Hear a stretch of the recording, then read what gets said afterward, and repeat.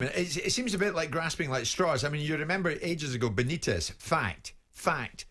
He got ridiculed for that. Yeah. Now, I'm not saying Mikel is going to get ridiculed for this, but it's not far off it. Because it is a grasping at straws, isn't it? It's percentage this, percentage that. You've just said it. Listen, Mikel, here's the deal. Start winning.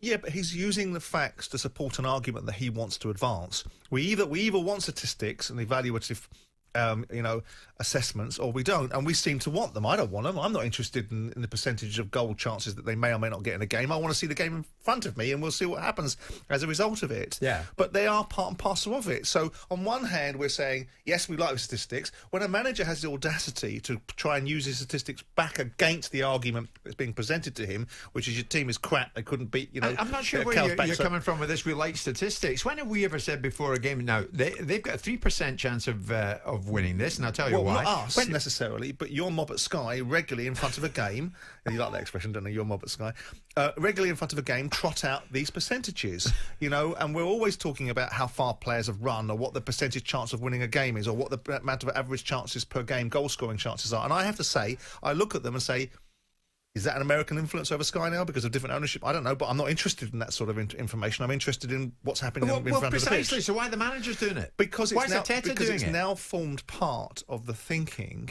It's like so many different aspects of football have changed because of the broadcaster's attitude to what's in front of us now. So he's doing what the broadcasters are doing to him, which is confronting him with information, and he's turning the information back on its head. Now, the average football fan will go, not interested in all that, you just got beat. Precisely. Yeah. But he's a different generation of manager now that's growing up on statistics. If you ask Sam Allardyce or a different sort of manager what these statistics, he wouldn't have a press conference like that. He wouldn't speak like that. No, he wouldn't. But the problem for Arteta is, Simon, they could go in against City tonight, have a decent percentage of whatever possession and still lose. Okay, but we are now absolutely smashed into the next life about percentage of possession statistics.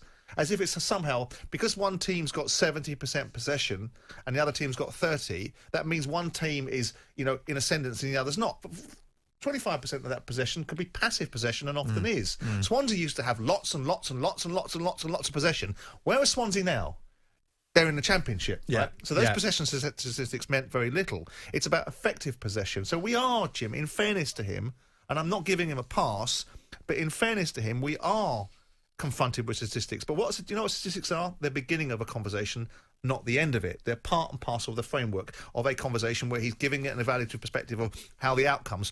His central argument is, what you're seeing on the pitch, what I'm seeing from my team, is not being reflected in results currently. Now, where he loses the credibility on that argument is that he ran the argument that somehow or another, against Everton, Arsenal were the better side. That's not true. He's run it previously and conflated other games where they possibly have been. They were the better side against Burnley until Granit Xhaka got himself sent off. They were the better side against other sides, and the results haven't followed through because they haven't been clinical in front of goal. But the argument then being brought into the Everton game that somehow they were the better side, that's where he loses the credibility. And he's trying to build up a momentum behind confidence and belief and communication with the media and messages out in the public domain rather than messages behind closed doors. It's simple enough. Other teams are scoring more than you and you're losing. That's what it comes down to. I mean, I must admit, Spurs Andrew sums it up beautifully. Good morning to you, Andrew. Morning, Jim, Simon. The only percentage that matters here is that Arteta's team 100% rubbish.